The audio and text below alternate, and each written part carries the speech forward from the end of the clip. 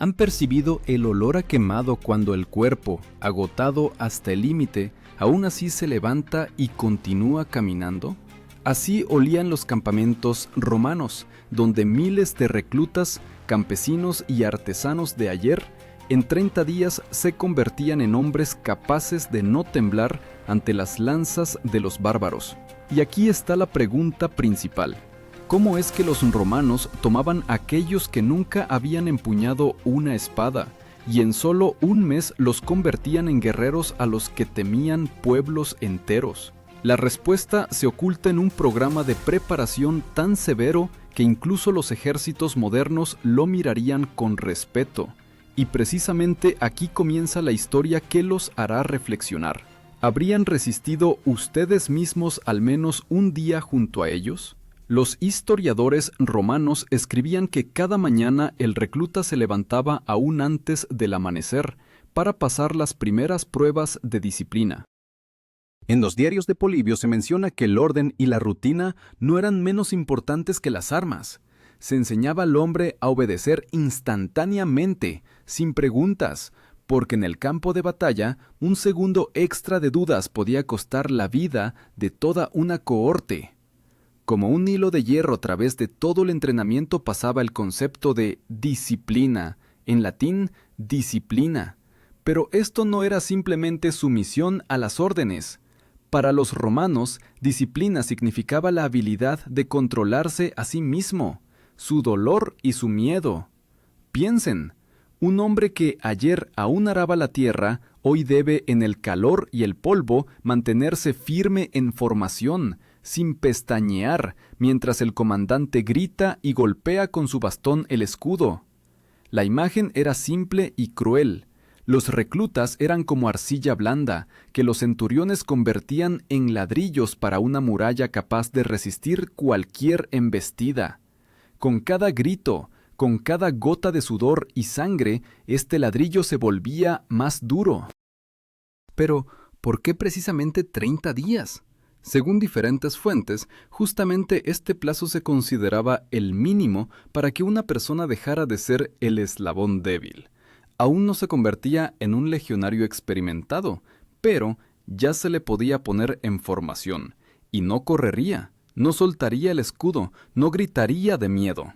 En esto consistía el secreto de la fuerza de Roma, la habilidad de llevar a cada uno en corto plazo al estado en que ya no era esclavo del miedo, sino parte de la máquina de guerra. Y aquí surge otra pregunta: ¿cómo lucían los primeros pasos de esta transformación? ¿Cómo de un cobarde hacían un soldado, sin darle tiempo siquiera de comprender qué le estaba pasando? La respuesta hay que buscarla en lo que para los romanos era lo más importante, en sus campamentos, donde la vida se convertía en un examen constante de supervivencia.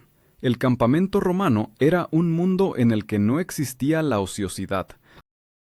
Los hallazgos arqueológicos en Britania y el Rin muestran que cada campamento se construía según un plan único: caminos rectos, filas uniformes de tiendas, foso, terraplén y empalizada. Pero para el recluta esto no era un hogar, sino una fragua donde su carácter se quebraba y se templaba. Apenas cruzaba las puertas del campamento, se convertía en parte de una máquina estricta.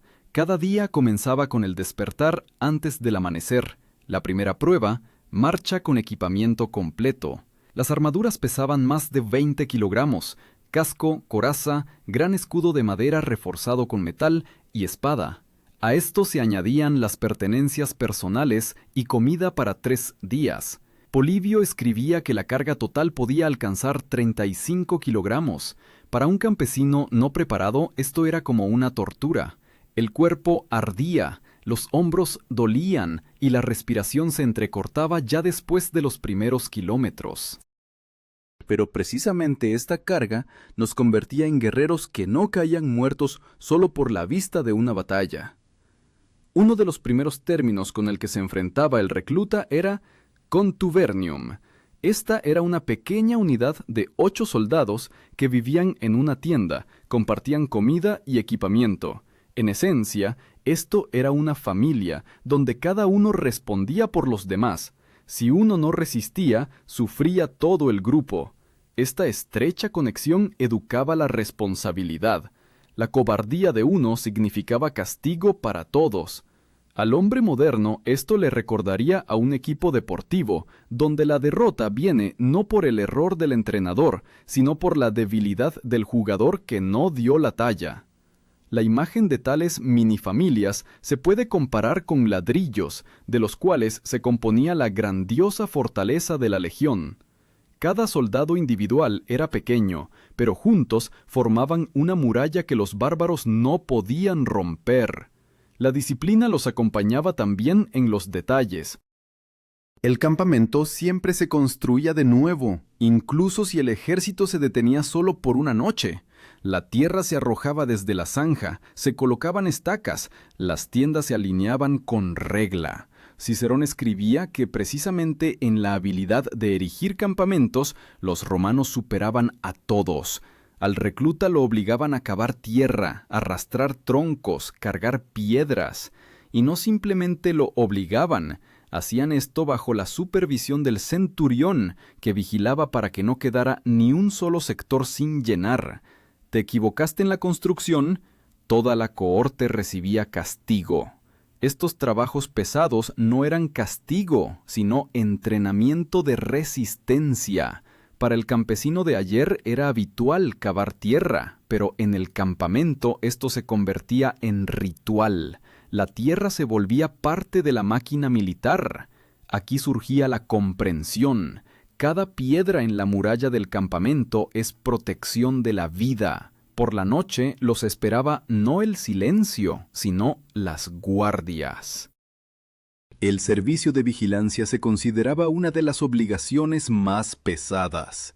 Un hombre que se dormía ponía en riesgo a toda la legión. Tácito escribía que el castigo por dormir en el puesto era el más cruel: la muerte.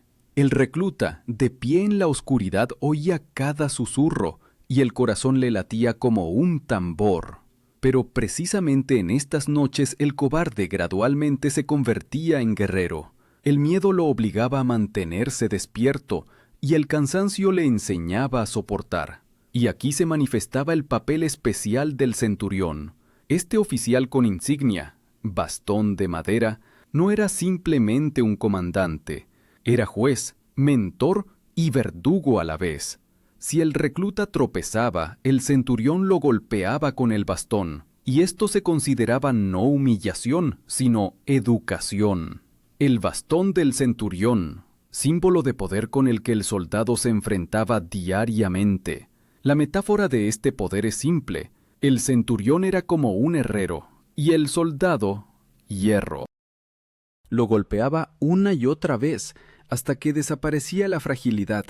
Con cada golpe, el hombre se volvía más fuerte, hasta que se convertía en parte del arma de Roma. Pero la vida del campamento y la marcha eran solo el preludio. La verdadera transformación comenzaba cuando el recluta por primera vez tomaba en sus manos las armas y se enteraba de que el combate no es caos, sino oficio estricto, donde cada golpe, cada paso está calculado.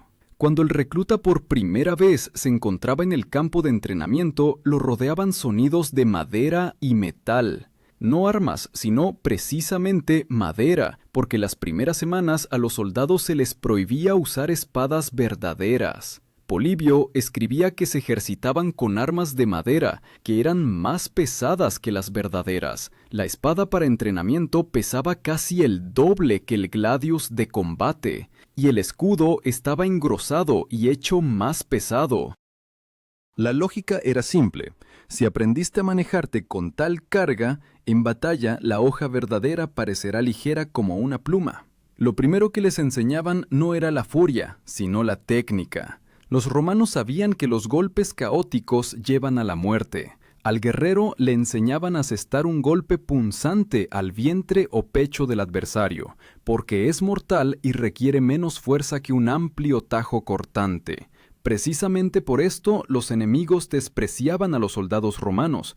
Aquellos consideraban que la verdadera valentía era blandir la espada, no apuñalar. Pero precisamente esta técnica poco espectacular hizo a los romanos casi invencibles.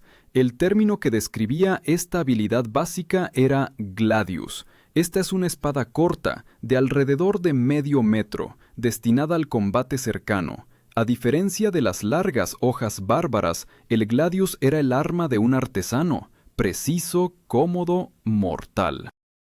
Se puede decir que era el bisturí del ejército que curaba el caos del combate con estricto orden. La imagen de los entrenamientos con espada de madera recordaba una danza en hierro. El soldado repetía los mismos movimientos cientos de veces hasta que las manos no dolían y los músculos no se acalambraban. Los golpes en los escudos de los maniquíes de entrenamiento resonaban sordamente por el campamento, como golpes de martillo en yunque.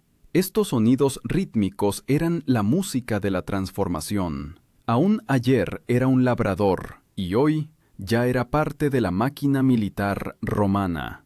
La técnica de combate se combinaba con las formaciones. El centurión ordenaba formar en filas, practicar el paso, el levantamiento sincronizado de escudos y la estocada simultánea. Así nacía la formación, que después se convertiría en pesadilla de los bárbaros. Un hombre podía flaquear, pero la formación de 100 marchando al unísono se convertía en muralla, capaz de arrasar todo a su paso. En esta etapa, el soldado por primera vez se enfrentaba a la formación testudo. Este término significaba tortuga. Los guerreros levantaban los escudos sobre la cabeza y los cerraban al frente, formando una coraza sólida. Las flechas del enemigo se clavaban con golpe sordo en madera y metal, pero los hombres bajo los escudos avanzaban como bestia viviente. Para el recluta esto era una revelación. Ya no era un hombre solitario, se convertía en célula de una bestia enorme, y precisamente esta bestia vencía en las batallas. Las investigaciones arqueológicas en Cartago muestran rastros de cientos de flechas en escudos conservados que indican cuán efectiva era la tortuga. Aquel que por primera vez estaba bajo su bóveda sentía cómo el rumor de los golpes de flechas resonaba en los huesos, pero simultáneamente comprendía: la formación lo protege. Esto generaba confianza en los compañeros de armas y apagaba el miedo. Junto con la espada, a los reclutas les enseñaban a manejar la lanza. La lanza arrojadiza ligera se llamaba pilum. Su particularidad consistía en la punta de hierro blando que se doblaba después del golpe y se atascaba en el escudo del enemigo. Tal técnica privaba al adversario de protección. El escudo se volvía pesado e inútil. En el entrenamiento, el lanzamiento de pila era prueba de fuerza y precisión. El recluta debía lanzar la lanza de modo que se clavara en ángulo e hiciera del escudo enemigo basura. La imagen del pilum se puede comparar con una cerradura en la puerta. Con un solo lanzamiento, el soldado romano cerraba el escudo del enemigo, dejándolo indefenso. Esta técnica distinguía a los romanos de muchos otros ejércitos que confiaban solo en la fuerza bruta. Y todo esto se acompañaba del grito constante de los centuriones. Vigilaban para que ni un solo golpe fuera perezoso, ni una sola lanza fuera arrojada con fuerza insuficiente. Sus gritos cortaban el aire como látigos y convertían el cansancio en furia. Sin embargo, lo más duro esperaba a los reclutas no en el combate de entrenamiento, sino en las marchas de preparación, donde al guerrero lo ponían a prueba en resistencia de tal manera que incluso hombres fuertes caían por agotamiento. Precisamente ahí se decidía: ¿se rompe la persona o se convierte en legionario? El combate de entrenamiento con espada de madera preparaba las manos, pero la verdadera prueba comenzaba cuando las piernas del recluta se clavaban en el polvo de los caminos. La legión romana vivía en movimiento, y la principal prueba para cada recluta no es la pelea, sino la marcha. Polibio escribía que el día regular de marcha constituía hasta 20 kilómetros, pero en el periodo de preparación los reclutas recorrían aún más. La carga se intensificaba paso a paso para que el cuerpo se rompiera y se reconstruyera de nuevo. En la espalda tenían todo el mundo. Además de armas, escudo y armadura, arrastraban ollas para comida, estacas para fortificaciones del campamento, herramientas, a veces incluso partes de la tienda. El peso total podía alcanzar 40 kilogramos. Tácito señalaba que precisamente la habilidad de cargar pesos hacía a los soldados romanos diferentes de otros. El hombre moderno diría, no eran simplemente combatientes, sino simultáneamente constructores, cargadores e ingenieros. Entre estas pruebas, un lugar especial ocupaba el entrenamiento que llamaban Iter Magnum, Gran Marcha. Era un recorrido de 40 kilómetros en un día con armamento completo. Los centuriones observaban quién podría llegar hasta el final y quién caía en el polvo del camino. Y aquel que caía arriesgaba no simplemente perder el respeto, sino quedar para siempre fuera de formación. Para el cobarde no había lugar en la legión. La imagen de estas columnas de marcha impresiona. Miles de hombres caminando al unísono, como río viviente. Cascos brillantes destellan al sol, el polvo se eleva en nube. El espectáculo recordaba no a un ejército, sino a una fortaleza que se mueve lentamente, y si un hombre se detenía, la corriente lo arrasaba. En esto consistía el secreto de la fuerza. La debilidad del combatiente individual se disolvía en la corriente de voluntad común. El elemento clave de la marcha no era solo el movimiento, sino el orden. El recluta se enteraba de que marchaba como parte de centuria, subdivisión de aproximadamente 80 soldados, bajo el mando del centurión. La centuria era como engranaje en mecanismo gigante. Si un engranaje se salía, el mecanismo se rompía. Para el recluta esto era una revelación. Su vida ya no pertenecía solo a él, pertenecía a la formación. El centurión vigilaba cada paso. Su bastón resonaba en el escudo de aquellos que se retrasaban, y este sonido era más terrible que el dolor. El golpe en el metal significaba no simplemente castigo, era una sentencia. O caminas o te quedas. En los ojos de los compañeros, el soldado perezoso se convertía en amenaza, y precisamente este miedo de no deshonrar su contubernium obligaba a las piernas a caminar, incluso cuando parecía que los músculos ardían. Además de las marchas, existía la práctica de trabajos de excavación de entrenamiento. Después del pesado recorrido, los soldados debían, en corto tiempo, cavar una zanja y poner empalizada. Los trabajos se ejecutaban con equipamiento completo. Polibio subrayaba: los romanos eran maestros de fortificaciones, y precisamente esto les daba ventaja. El recluta comprendía: cada golpe de pala es un golpe contra el miedo. La metáfora aquí es simple. La tierra se convertía en su segunda arma. Si la espada protegía en combate, la zanja y el terraplén protegían por la noche.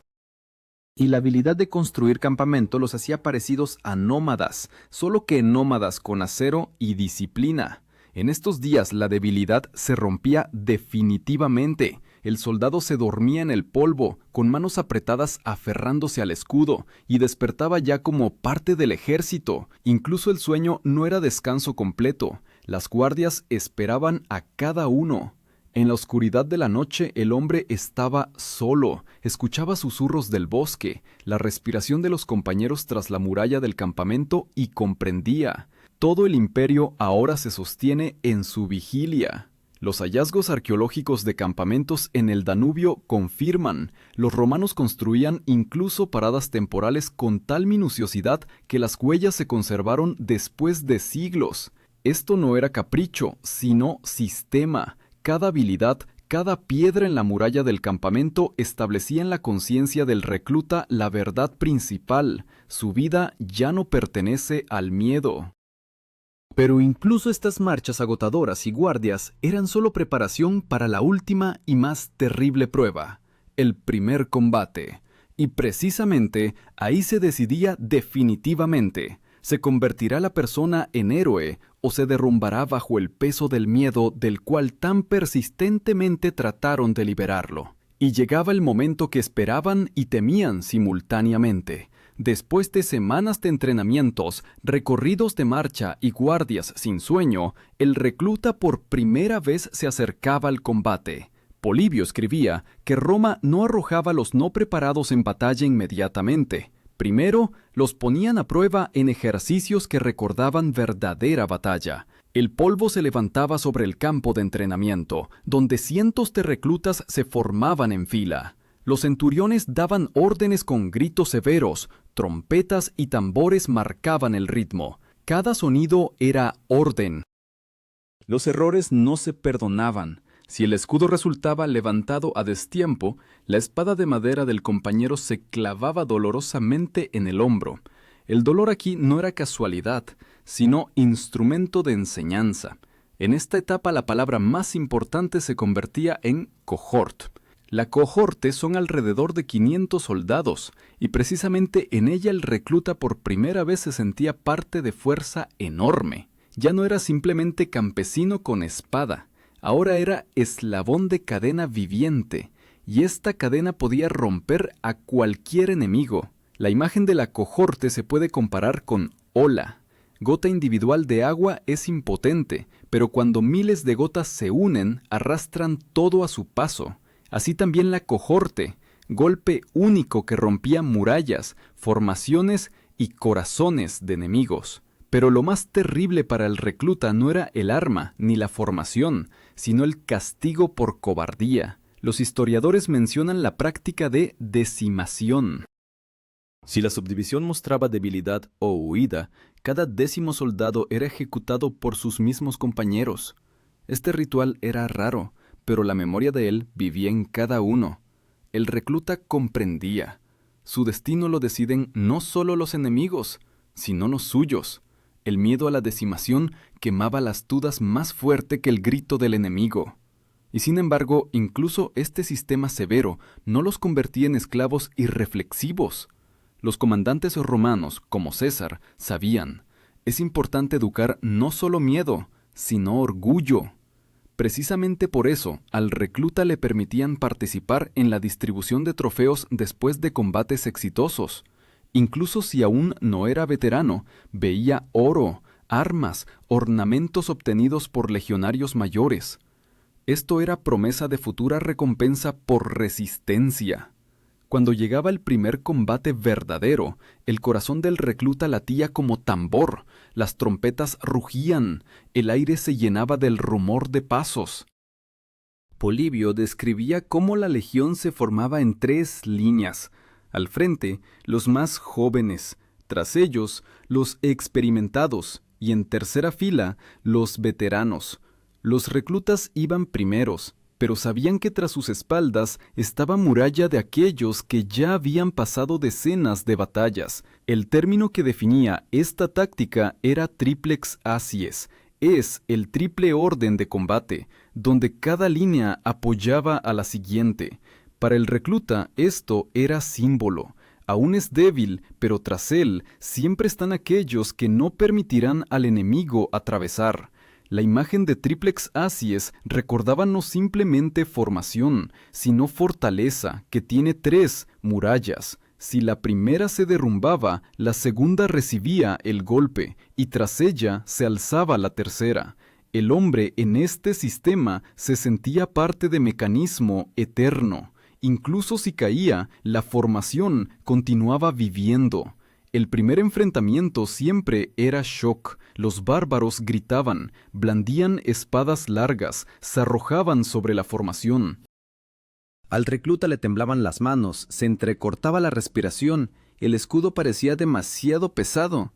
Pero al lado del hombro del compañero, arriba el golpe de flechas en escudos, y de repente el miedo se convertía en furia. Asestaba el primer golpe del gladius, oía el gemido sordo del enemigo, y precisamente en este instante el cobarde desaparecía, nacía el guerrero.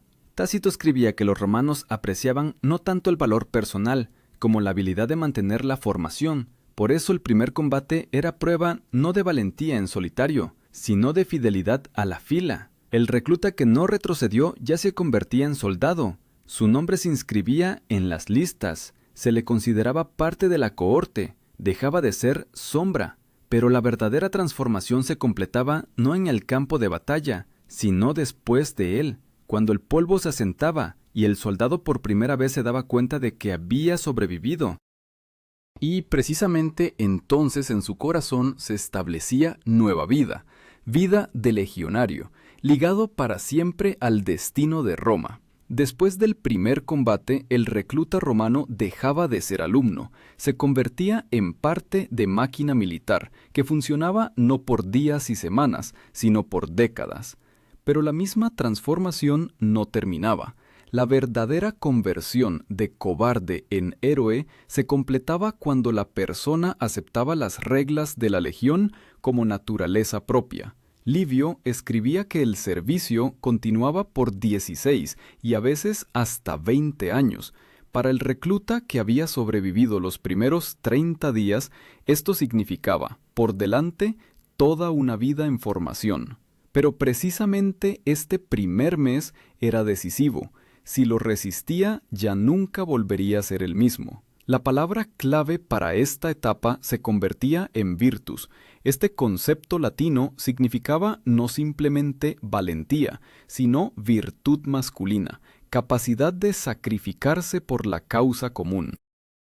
Virtus era la recompensa más alta del soldado, que no se podía comprar ni obtener por palabras hermosas. Se ganaba con sudor, sangre y fidelidad a la formación. La imagen de Virtus se puede comparar con escudo invisible. El soldado podía perder el arma, podía cansarse en la marcha, podía perder todo, excepto este escudo interior. Protegía del miedo y daba fuerza para avanzar. Precisamente, Virtus convertía las legiones romanas en ejército que durante siglos trataron de romper, pero no pudieron. Los hallazgos arqueológicos de inscripciones en lápidas de legionarios confirman: los soldados se enorgullecían no de riqueza, sino de pertenencia al ejército. En la piedra grababan no nombres de sus familias, sino número de legión y años de servicio. Para el recluta, esto era el mensaje más claro: lo personal desaparece, queda solo el servicio. Pero tras este sistema severo estaba también la recompensa. Los veteranos después del servicio recibían tierra en nuevas provincias. Se convertían en fundadores de colonias. A veces eran parcelas en España, a veces en África o los Balcanes. Tácito señalaba que precisamente los veteranos fortalecían el poder de Roma en tierras conquistadas. Para el recluta esto era promesa. Pasa por el tormento de los primeros 30 días, resiste años de servicio y te convertirás en dueño de nuevas tierras, ciudadano, hombre respetado. La escena final de esta transformación ocurría dentro del mismo soldado. Ya no se preguntaba a sí mismo, ¿podré? Ahora sabía que podría. Cada marcha, cada entrenamiento, cada combate convertían su miedo en hábito de resistencia. Y precisamente esto era el secreto más grande del ejército romano. No destruían el miedo, lo convertían en combustible. Los historiadores modernos, como Goldsworthy y Keegan, señalan que en esto consistía el equilibrio único. Disciplina férrea se combinaba con orgullo personal. El soldado sabía que era parte del mecanismo, pero también comprendía que su propia virtus hacía viviente este mecanismo. Sin él, la formación era solo cáscara vacía. Y ahora, cuando han recorrido junto a ellos este camino, surge la pregunta principal. Si los arrojaran a ese campamento, les dieran en las manos pesada espada de madera y los obligaran a recorrer 40 kilómetros bajo sol abrasador, ¿podrían sobrevivir hasta el final de esos 30 días? El programa romano convertía personas ordinarias en guerreros que escribían la historia. Dio al mundo legiones que rompieron Cartago, detuvieron a los galos, conquistaron la mitad del mundo conocido. Pero lo más asombroso, sus lecciones viven también hoy. Cualquier ejército, cualquier deporte, cualquier prueba del hombre en resistencia repite este principio antiguo. Miedo y debilidad se convierten en fuerza solo cuando se ponen en formación. Y aquí cada uno puede hacerse la pregunta personal. ¿Qué quedó en nosotros de esa voluntad férrea que generaba héroes de personas simples en solo 30 días? Y si alguna vez su vida lo requiere, ¿están listos para pasar su propia marcha, su primer combate, su tortuga personal? Los romanos creían que el destino del imperio se sostenía no en el genio de los comandantes ni en la riqueza, sino en la fuerza del soldado ordinario que logró vencerse a sí mismo. Y quizás precisamente en esto está su lección principal para nosotros hoy. El verdadero héroe nace allí donde el cobarde de ayer decide ir hasta el final.